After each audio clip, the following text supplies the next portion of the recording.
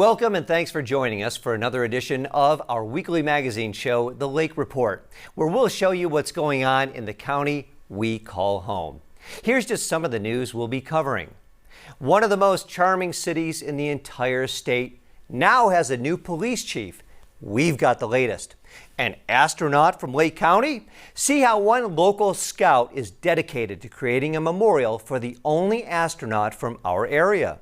Later in the show, psychedelic decor and sweet smells of homemade ice cream. Explore the new Mystic ice cream location in downtown Leesburg. It's hard to miss. But first, there's a growing movement to expand and enhance bike trails in Lake County and throughout the state of Florida. Advocacy groups have been meeting with state lawmakers to try and get several trail projects up and running. On Thursday, a public meeting was held at the Venetian Center in Leesburg to discuss the current state of bike trails in Lake County. That crowd, made up of mostly bike trail supporters and local leaders, filled the Venetian Center on Thursday. The event, called the Lake County Trails Update, promised to bring citizens up to date with the latest news concerning bike trail openings and fundraising for new projects. In the front row sat members of a local bike riding club called the COVID Cruisers. I can't wait to get on the road again. The Cruisers began their club last year during the start of the pandemic. We started out riding maybe 8 or 10 miles, and now a lot of the women in this group are riding 20 plus. The guys, several of them are riding 30 plus. As they searched for more trails to explore, the Cruisers found the same reoccurring theme, that Lake County has far fewer trails than its neighboring counties. Roseanne Abato, the club's leader, says that this is a missed opportunity for the county they call home. If we're willing to drive an hour or more, usually more, to many of these trails and patronize local businesses, there are certain to be hundreds of people who would come to more places in Lake County if we had more trails here. People come to Mount Dora once a year for the bike festival.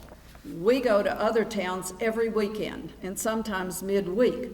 This area could be a year-round bicycle destination, no question about it. But not all Lake County cities feel like they're missing out. Claremont Representative Catherine Dean claims that her city has one of the best stretches of trails in the state, 8 miles of which border the Lake Minneola shoreline. They increase property values on average 6%. More property tax money helps offset trail maintenance costs, so they pay for themselves a little bit. The news that most of this crowd wanted to hear is, what's next when it comes to building new trails? And that's exactly the question we asked the chairman of the Friends of Lake County Trails, Mike Stevens. Well, right now, the finishing of the Coast to Coast is a huge part down in South Lake County. That's going to be done in 2022, 2025. That should be done, and the Coast to Coast will run from Titusville all the way to St. Pete. So that'll help South Lake County. And then the Wekiva Trail is hot on the heels of that because the Wekiva Trail has already been built into Sorrento, and it'll be built to the East Lake County Park in downtown Sorrento in the next couple of years. We've already got the money for that. And then we're trying to get the funding to bring it on into downtown Mount Dora and downtown Tavares. There is a master plan for several bike trail proposals throughout Lake County. Local leaders say the major focus right now is on regional trails. Why? Because regional trails bring in out-of-town bike riders who typically spend lots of money in local communities. Lake County Commissioner Sean Parks used the Wekiva Trail as an example. For the potential Wekiva Trail benefits, it found that the trail would generate $7.9 million in actual annual economic impact to the city of Mount Dora, 114 jobs. This speaks to people's values of what people are looking for in a community. So for every dollar that we invest in Lake County or as a city, there's a 7-to-1 return on that value.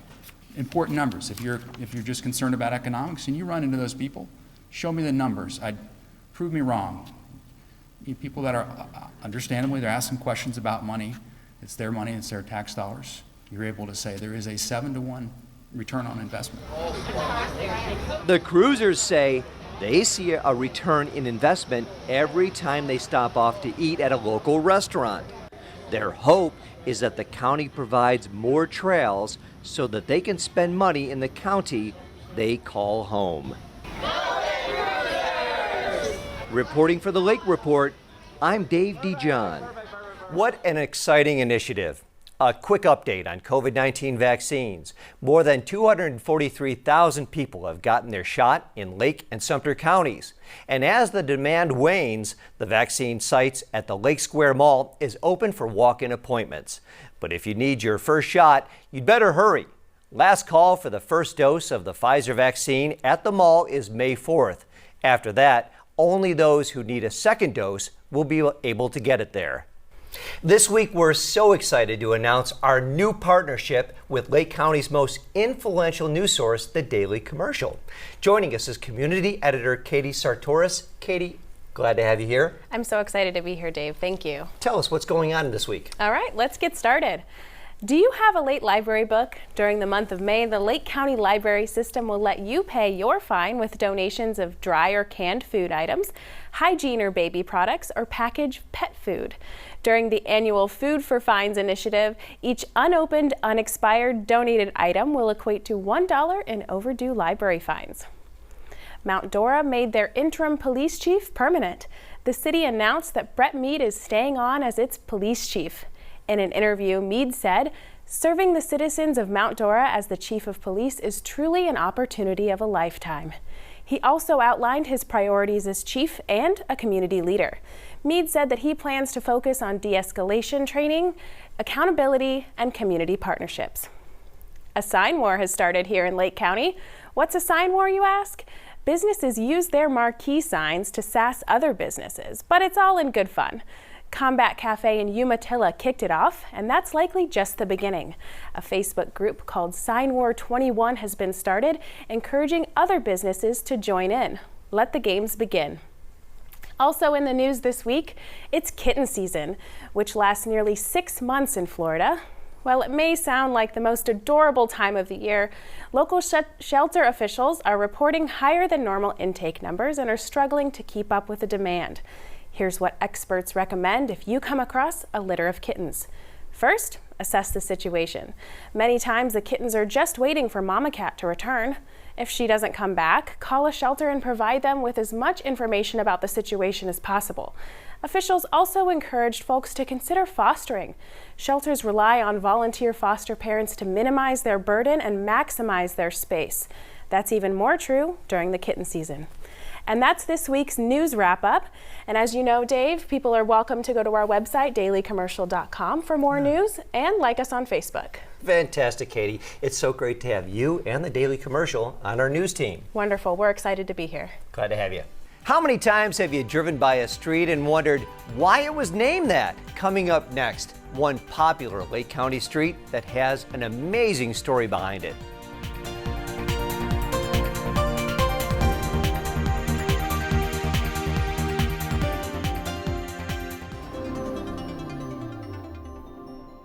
Welcome back to the Lake Report. We hope you're enjoying our new series. We want to hear your story ideas. Shoot us an email at lakefront@leesburgflorida.gov. In our next story, did you know that there's a NASA astronaut from Lake County? We even have a street named after him. Can you guess which one it is? Lakefront TV's Cindy Peterson has the story. Did you know that there was a NASA astronaut from Lake County? Many people travel on David Walker Drive in Eustis but have no clue who he is. But 17-year-old James Fierstein is setting out to honor Lake County's first and only astronaut by raising money to place a memorial at the Eustis Historical Museum as part of his Eagle Scout project. I'm going to be building a memorial for David Walker, who was Lake County's first and only astronaut as of now. And he's also an Eagle Scout, so I've been really interested in the scouting program. I've been in it for 10 years, and I've always been interested in the space industry and exploring space, and that's what I want to do someday. I just wanted to honor a Eagle Scout and former astronaut, as well as a Lake County hero. So I'm finding that a lot of people don't actually know who David Walker is. There's actually a David Walker Road over in Eustis into DeFerry's, and that's all they may know of him, but they don't know the actual story, where he grew up, what he did. Part of his project is to raise awareness of David Walker's life and accomplishments.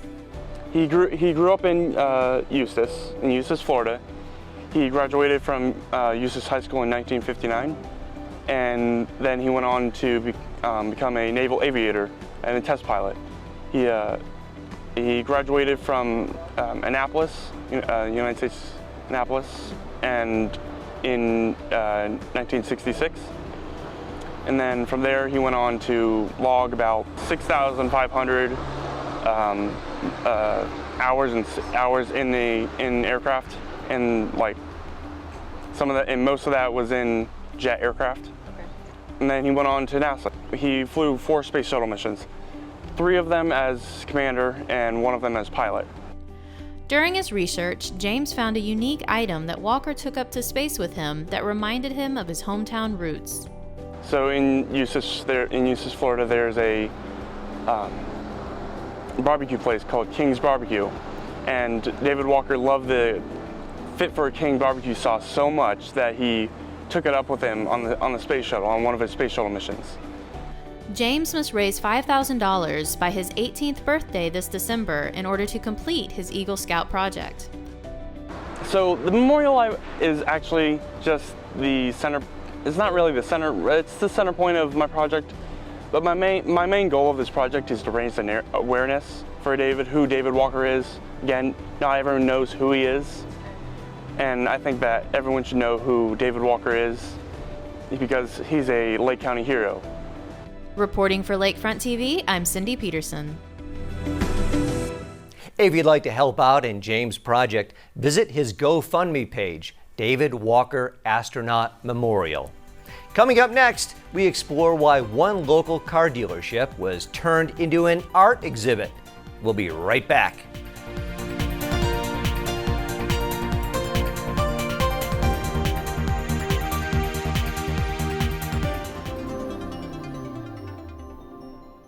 Welcome back to the Lake Report. It's the final weekend for the Leesburg Center for the Arts exhibit at Plaza Lincoln in Leesburg, which held their closing reception on Thursday. So how well did it go? Maria Stevanovic has the latest. Hey everyone, my name is Maria Stevanovic and I'm the Executive Director at the Leesburg Center for the Arts. Tonight, we're here at Plaza Lincoln dealership located in South Leesburg on 441, home of the CFA Plaza Gallery. Tonight's a big night for the gallery here at Plaza Lincoln. We're hosting Red. She is an artist in Central Florida, and we're here for her show, Expressive Strokes.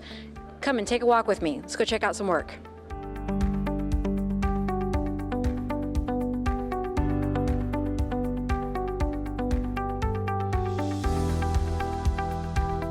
So hey everyone, I'm here with Red, the artist behind Expressive Strokes. Tell us a little bit about this exhibit. Hi, yes, this is a great opportunity at Lincoln Plaza Gallery. I have all these large, wonderful color abstracts for you to look at. As you can see in the background, I'm an abstract artist. This one's called Sunny Seas. I love the feel of abstract. It's free-flowing. I like to say it's no boundaries, so I can use my imagination without confined with reality. So I've already read a little bit about your journey as an artist, and there's this play with the right and the left brain. Where does that come from? So the right brain, left brain is all about, as I was growing up, my family was into, they were avid artists, but amateur artists at that. But I really didn't do that. I went to college, got my master's, I worked at Kennedy Space Center, and so art really wasn't part of my life until back in 2000 at Denver, Colorado. I just decided I was going to paint an abstract. And that was my first abstract, and I have to say, Maria, it was turned my life around, because since then, I love painting abstracts. So, but I was still doing my management consulting business, and I just retired that in 2020 when COVID hit. I decided to change my careers all of a sudden in 2020, had become a full-time artist, and since then I've been working as a full-time artist and love every minute.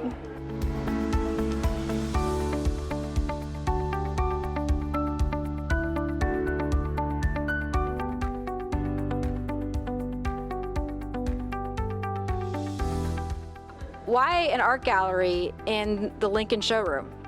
Well, it's a great question. I mean, Lincoln is all about luxury, and our slogan is Quiet Flight. Lincoln is dedicated to making our cars a refuge, a place of peace and calm and tranquility, and art really represents all that range of emotions, the calm, the thoughtfulness, the serenity, and we wanted that artwork that would tie in with Lincoln's themes of relaxation, and also use our space to feature local artists and help support the community and local artists and get their work and their name exposed. That's fantastic. So May is always a fun month at the Leesburg Center for the Arts because we're always getting ready for what we're known for, which is summer camp. You're probably going, summer camp? Yeah, summer art camp takes up most of our summer. And so we usually spend May planning out what that's going to look like. But we wanted to add some fun stuff for May for our members and for our community to partake in. May 7th, we're opening with our CFA member show. 45 CFA members will be exhibiting their work in our May show, opening May 7th. So come out and see it. It's called Compact Small Works. We wanted to give them a challenge this time, and so they had to create work under 12 by 12. Yeah, I'm saying 12 inches by 12 inches. So you're taking, it's not tiny work, but it's gonna be small work. So come in and see that. That's 5:30, May 7th, it's a Friday night. Two exciting programs that are coming in May at the Leesburg Center for the Arts. One is Life Drawing. It's happening on the 1st and 3rd Sunday. I know, Sunday, but it's great because Sunday afternoon, 1 to 3, come in. We've got an artist who's gonna be there. She'll offer critiques, she'll offer guidance. We'll have a live model. So 1 to 3, the 1st and 3rd Sunday. There's a drop-in fee of $10, but it'll be well worth every penny. On Thursdays, Patricia Gilmore, our program director, will be guiding you through a walk that's gonna take you through downtown Leesburg and Burleigh Park. So the fun thing is, it's themed photo safari. So bring your camera and get ready. You're gonna look for color and shapes through your guided walk.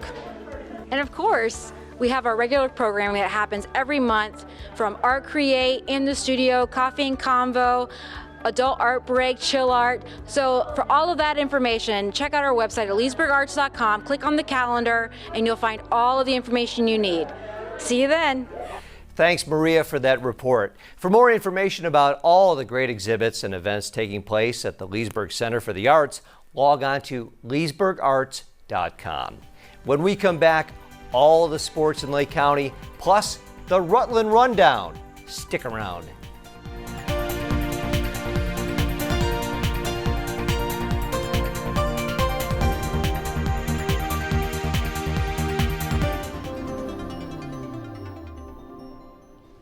Welcome back. In our high schools in Lake County, students are always trying to find their place, or at least somewhere that they fit in.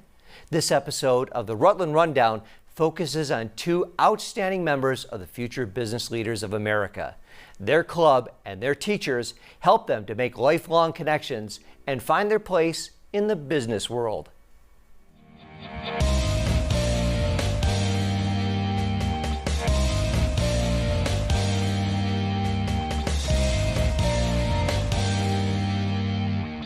Hi Lake County, I'm your host Rashawn Rutland and you're watching the Rutland Rundown. On today's edition, we'll be speaking to two very special ladies from FBLA. So introduce yourself, ladies. Hi, my name is Rebecca Lewis and I'm with FBLA. I'm Emily Bowen and I'm from FBLA. Most people don't know what FBLA is. Can you please explain it a little bit? So a common misconception with FBLA, that's only for those kids who are just the smart kids or the kids who are just gonna go somewhere in life, but FBLA is a club for everyone, in all honesty. What does FBLA mean to you? So FBLA to me is really just networking myself to other people. We have so many chances to meet amazing guest speakers and getting to become involved with different businesses and stuff like that. So it's really just networking myself to others. What are some benefits of being in FBLA? My freshman year, I went to state. I met this girl. She knew a famous person. So through that girl, I had a link to somebody who was famous. So just like that, just do it to get the experience, to meet new people and connections. What kind of competitions do you guys compete in? So you can either be a part of computer-based tests or you can do spoken tests where you have to talk in front of a panel of judges. What are some competitions usually like? If you're good at math, we have business calculations. If you're good at speaking like me or just talk way too much like me. We have public speaking and like other competitions that are around just speaking in general. If you're good at acting, we have roles where you can just like role play, kind of like job interview or hospitality. Just competitions for everyone, in all honesty. Thank you for your time today, ladies. And guys, remember, if you want to stay more connected to your community, FBLA is for everybody. So go out and join your local FBLA group today. Thanks to the entire Eustis High School's Studio 126 for that report.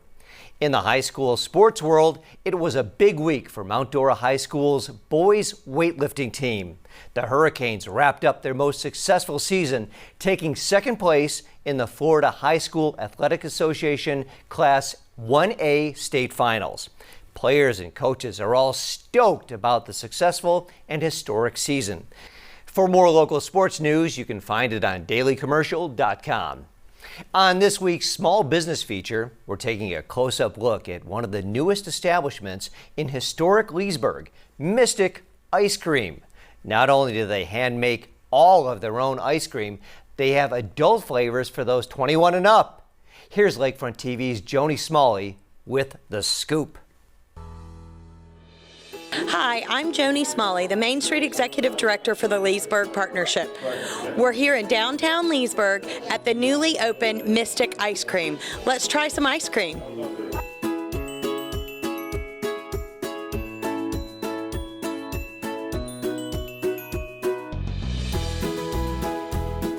We're here at Mystic Ice Cream with Daryl Day, co-owner with his wife Lisa, and you just moved here in downtown Leesburg. What made you come to downtown? Well, first of all, we love Leesburg. We love the town, and we have a shop in Fruitland Park, and we decided that we would introduce our ice cream to the Leesburg community, which is far enough away from our current shop. We thought it would not pose any real competition with our shop, and at the same time bring something new and different to Leesburg.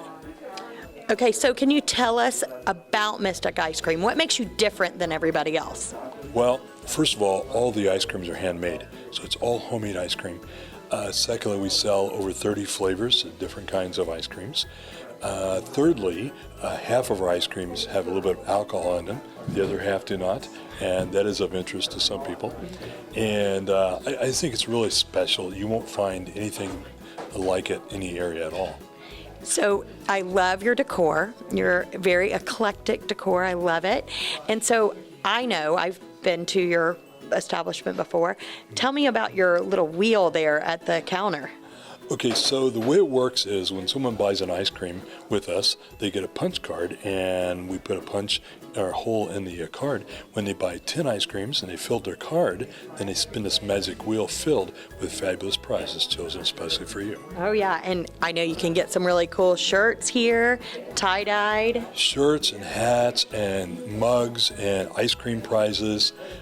We were, for a while, we had a prize on the wheel that was ice cream for a year, once a week for a year. Can you believe that? We did that for about 30 times, and then we go, that's quite a bit. But our grand prize on it right now is a big quart of ice cream, which you don't get at other establishments, so we're glad to do that. Right, and I know you do some specialty ice creams often. I know I've tried one that you have done for maybe some events here in downtown Leesburg. Yeah, when the Bike Fest was going to take place in April of last year, we started working in February to create an ice cream for that. It's called Hog Heaven, and we didn't get to really sell it much because the festival didn't happen, but we hope to do it this year. So the Hog Heaven is a vanilla-based ice cream with maple syrup. It has brown sugar and candied bacon. That is... Oh yeah, people went nuts over it. Yeah, I'm sure. What can you do wrong with bacon? Yeah, nothing wrong with bacon at all. Sure. This is important for those who are watching to understand that we love our business. We love the product that we serve, but it's important for us to demonstrate and show that we have an active role in our communities to help build community, to help communities grow and develop. And so by being right here in the heart of Leesburg, we want to be able to do that for the citizens in this area as well. Well, we appreciate it. We're so excited that you're here in downtown Leesburg, and we welcome you. Let's go try some of this amazing ice cream you have. Okay.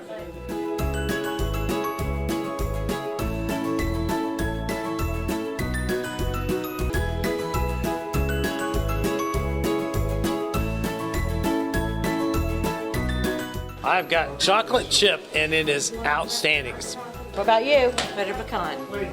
Frankenstein. Oh. We love Mystic Ice Cream. Come try some delicious ice cream at Mystic Ice Cream. They're located at 314 West Main Street, and they're open daily 12 to 9 p.m.